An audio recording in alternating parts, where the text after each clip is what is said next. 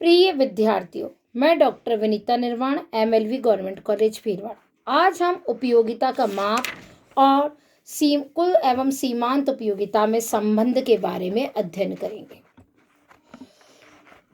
उपयोगिता एक व्यक्तिनिष्ठ एवं मनोवैज्ञानिक धारणा है, अर्थात उदाहरण के तौर पर केले में आवश्यकता को संतुष्ट करने की क्षमता है, लेकिन यदि किसी व्यक्ति को डॉक्टर की सलाह पर इसका उपयोग करने के लिए मना किया गया है तो व्यक्ति के लिए केले की कोई उपयोगिता नहीं। इस प्रकार किसी व्यक्ति के लिए किसी सेवा अथवा वस्तु की उपयोगिता व्यक्तिनिष्ठ है, उसकी मनोदिशा पर निर्भर करती है। अब यहाँ पर मुख्य बात यह है कि क्या किसी वस्तु या सेवा से प्राप्त उपयोगिता को मापा जा सकता है। उपयोगिता एक क्रमवाचक विचार है, न कि गणनावाचक विचार। इसके संबंध में विभिन्न अर्थशास्त्रियों द्वारा दो दृष्टिकोण प्रस्तुत किए गए हैं। गणनावाचक दृष्टिकोण। उपयोगिता की माप के इस दृष्टिकोण के समर्थक प्रोफेसर मार्शल और पीगू हैं। इनका मानना है कि किसी वस्तु या सेवा से प्राप्त उपयोगिता को मोटे रूप में मापा जा सकता है। कोई व्यक्ति किसी वस्तु को खरीदता है और उसके बदले में उसे मुद्रा का जितना भुगतान किया जाता है वह उस वस्तु से प्राप्त उपयोगिता से अधिक मुद्रा का भुगतान नहीं करेगा। अतः कीमत वस्तु की उपयोगिता का माप है। जैसे कि एक व्यक्ति एक फाउंटेन पेन की कीमत 25 रुपए देता है तो इसकी उपयोगिता 25 रुपए के बराबर हुई। इन सभी संख्याओं को जो हमें प्राप्त होने वाली उपयोगिता है उसे हम गणनावाचक अंक कहते हैं। वस्तु से प्राप्त उपयोगिता को जोड़ा या घटाया जा सकता है। अतः जब हम वस्तु की उपयोगिता को इस प्रकार की संख्याओं द्वारा व्यक्त करते हैं तो इसे गणनावाचक दृष्टिकोण कहते हैं। सीमांत उपयोगिता ह्रास नियम, सम सीमांत उपयोगिता नियम, उपभोक्ता की बचत तथा मांग का नियम इसी विचारधारा पर आधारित है। दूसरा दृष्टिकोण है क्रमवाचक दृष्टिकोण। उपयोगिता की माप के प्रथम दृष्टिकोण गणनावाचक में अनेक कमियां थी। इस कारण आधुनिक अर्थशास्त्री यथा पेरेटो, एलन, हिक्स, न्यूमैन एवं सैमुअल्सन ने उपयोगिता की माप का नया दृष्टिकोण प्रस्तुत किया। उनके अनुसार उपयोगिता की गणना नहीं की जा सकती और न ही उपयोगिता को संख्यात्मक रूप में व्यक्त किया जा सकता है। इसके मुख्य कारण उन्होंने यह बताया कि उपयोगिता के सैद्धांतिक तथा व्यावहारिक दृष्टिकोणों के पहलुओं के अध्ययन के बिना इसका अध्ययन किया जा सकता है। दूसरा बताया कि उपयोगिता तो मानव मस्तिष्क की अनुभूति मात्र है, अतः इसे संख्या में या गणनावाचक रूप में व्यक्त नहीं किया जा सकता। उपयोगिता वस्तु तथा सेवा से विभिन्न दशाओं एवं समयों में भिन्न भिन्न पाई जाती है। ऐसे परिवर्तनशील तत्वों को मापा नहीं जा सकता। साथ ही साथ किसी वस्तु या सेवा की उपयोगिता को मापने के लिए कोई सर्वमान्य पैमाना भी नहीं है। जबकि मार्शल ने उपयोगिता के लिए एक मुद्रा रूपी पैमाने का सहारा लिया है, लेकिन यह पैमाना निश्चित एवं स्थिर नहीं है।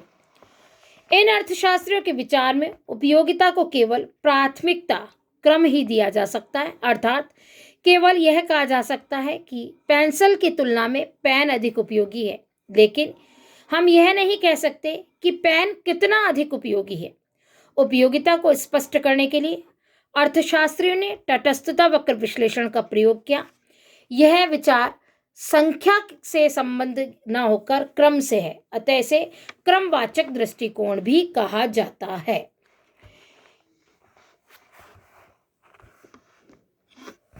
उपयोगिता के प्रकार कुल एवं सीमांत उपयोगिता। किसी वस्तु या सीमा की उपयोगिता को दो भागों कुल उपयोगिता और सीमांत उपयोगिता में बांटा जा सकता है। कुल उपयोगिता से आशय किसी वस्तु या सेवा की निश्चित मात्रा के उपभोग से प्राप्त कुल संतुष्टि को कुल उपयोगिता कहते हैं। प्रोफेसर लेफ्टविच ने कहा है, कुल उपयोगिता एक वस्तु की विभिन्न मात्राओं के उपभोग से प्राप्त होने वाली कुल संतुष्टि है। उन्होंने सूत्र रूप में कहा है, total utility is equal to marginal utility 1 plus marginal utility 2 plus marginal utility 3, इस प्रकार बताया जा सकता है। अर्थात वस्तु की मात्रा में वृद्धि होती जाती है, उसी प्रकार जैसे जैसे वस्तु की मात्रा में वृद्धि होती है वैसे वैसे कुल उपयोगिता में वृद्धि होती है, लेकिन इसमें वृद्धि की मात्रा सीमांत उपयोगिता पर निर्भर करती है। जब सीमांत उपयोगिता बढ़ती है तो कुल उपयोगिता तेजी से बढ़ती है। जब सीमांत उपयोगिता कम हो रही होती है तो कुल उपयोगिता के बढ़ने की दर धीमी हो जाती है, और जब सीमांत उपयोगिता शून्य होती है तो कुल उपयोगिता अधिकतम हो जाती है। जब सीमांत उपयोगिता ऋणात्मक होती है तो कुल उपयोगिता गिरने लगती है। उसका सूत्र यह दिया है उन्होंने, total utility is equal to marginal utility 1 plus 2 plus 3। अब दूसरा प्रकार है सीमांत उपयोगिता। सीमांत उपयोगिता का आशय किसी वस्तु की अतिरिक्त इकाई के उपभोग करने से कुल उपयोगिता में वृद्धि से है। अन्य शब्दों में, किसी वस्तु की अंतिम इकाई के उपभोग से कुल उपयोगिता में होने वाली वृद्धि सीमांत उपयोगिता कहलाती है। प्रोफेसर लिप्से के अनुसार वस्तु की एक अधिक इकाई के उपभोग करने से कुल उपयोगिता में वृद्धि होती है, वह सीमांत उपयोगिता कहलाती है। सीमांत उपयोगिता को मापने का सूत्र निम्न प्रकार है, मार्जिनल यूटिलिटी यानी सीमांत उपयोगिता इज इक्वल टू एक्स वस्तु की कुल उपयोगिता परिवर्तन अपॉन एक्स वस्तु की कुल मात्रा में परिवर्तन is equal to delta T U X upon delta T Q X. Delta का मतलब यहाँ पर कुल से है। M U X is equal to T U N minus T U N.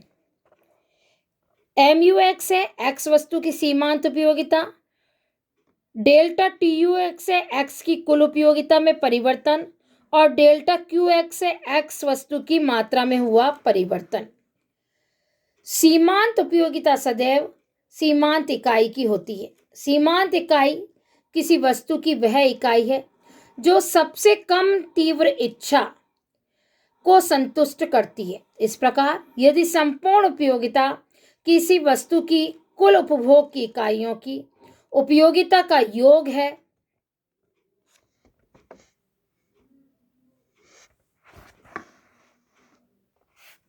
तो सीमांत उपयोगिता उपयुक्त विधि से ज्ञात कर सकते हैं। हम यह कह सकते हैं कि सपोज करो एक वस्तु विशेष की इकाई लिया हमने 1 2 3 4 5 6 7 8 ऐसे, और प्राप्त उपयोगिता हो रही है हमें, एक इकाई के उपयोग से हमें प्राप्त उपयोगिता है 12, 2 से 10, 3 से 9, 4 से 7, 5 से 5, 6 से 0, 7 से -4 और 8 से -7। और कुल उपयोगिता है, जब हमें 12 प्राप्त उपयोगिता थी तो 12 मिल रही है, कुल उपयोगिता होगी 12 प्लस 2 इकाई की 10 22, तीसरी इकाई पर 22 और 9 31, चौथी इकाई पर 31 और 7 38, और पांचवी इकाई पर 5 और 38 43। अब जब छठी इकाई का उपभोग करने पर उपयोगिता 0 हो रही है प्राप्त उपयोगिता, तो कुल उपयोगिता अधिकतम है 31 है, और सातवीं इकाई पर जब प्राप्त उपयोगिता -4 है तो कुल उपयोगिता बढ़ती दर से घट रही है, यानी -4 कर दिया तो 39, और आठवीं में 32, और प्राप्त होने वाली सीमांत उपयोगिता है 12 10 9 7 5। ये धनात्मक सीमांत उपयोगिता है। जब कुल उपयोगिता घटती दर से बढ़ रही थी तो सीमांत उपयोगिता धनात्मक थी, और जब कुल उपयोगिता अधिकतम थी तो सीमांत उपयोगिता 0 थी, और जब कुल उपयोगिता बढ़ती दर से घट रही थी तो सीमांत उपयोगिता ऋणात्मक थी। इस प्रकार यह कह सकते हैं कि जब तक सेवाओं के उपभोग से प्राप्त कुल उपयोगिता में वृद्धि होती है तब तक सीमांत उपयोगिता धनात्मक होती है, परंतु जैसे ही कुल उपयोगिता स्थिर हो जाती है, सीमांत उपयोगिता शून्य हो जाती है और 6 सेवाओं का उपभोग करने पर पूर्ण तृप्ति का आभास होता है और 7वें पर उपभोग करने पर हमें उपयोगिता नहीं मिलती है या घट जाती है और सीमांत उपयोगिता ऋणात्मक हो जाती है। इस प्रकार कुल उपयोगिता तथा सीमांत उपयोगिता का संबंध इस प्रकार बता सकते हैं हम कि जब कुल उपयोगिता सीमांत उपयोगिताओं का योग और इस कारण सीमांत एवं कुल उपयोगिता में गहरा संबंध है। ए है धनात्मक। जब किसी वस्तु का उपभोक्ता उपभोग करता है तो प्रारंभ में उपयोगिता मिलती है, वह धनात्मक सीमांत उपयोगिता होती है। नेक्स्ट है शून्य।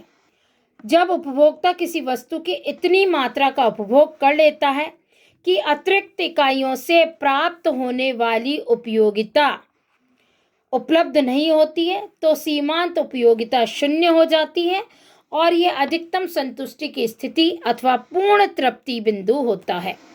और तीसरा है ऋणात्मक, नेगेटिव। जब अधिकतम संतुष्टि की स्पष्टता का पूर्ण तृप्ति बिंदु होता है और इसके पश्चात भी उपभोग किया जाता है तो उसकी सीमांत उपयोगिता घटकर ऋणात्मक हो जाती है। इसे हम उपयुक्त चित्र द्वारा भी बता सकते हैं, जहां पर हमने ओ एक्स अक्ष पर लिए सेवों की संख्या और ओ वाई अक्ष पर लिए हमने प्राप्त होने वाली कुल उपयोगिता।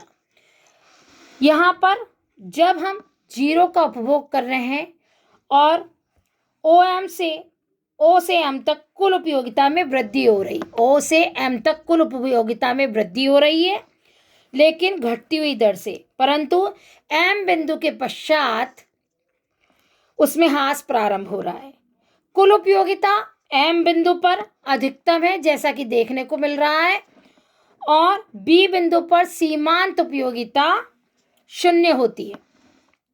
बी बिंदु के पश्चात अर्थात इसके पश्चात सीमांत उपयोगिता ऋणात्मक हो जाती है, यानी मार्जिनल यूटिलिटी ऋणात्मक हो जाती है और एम बिंदु के पश्चात कुल उपयोगिता बढ़ती हुई दर से घटती है। साथ ही साथ पूर्ण संतुष्टि बिंदु वह होता है जहां पर कुल उपयोगिता अधिकतम और सीमांत उपयोगिता शून्य होती है। यह पूर्ण संतुष्टि बिंदु होता है। इसके पश्चात भी अगर उपभोग किया जाएगा तो प्राप्त होने वाली उपयोगिता ऋणात्मक हो जाएगी।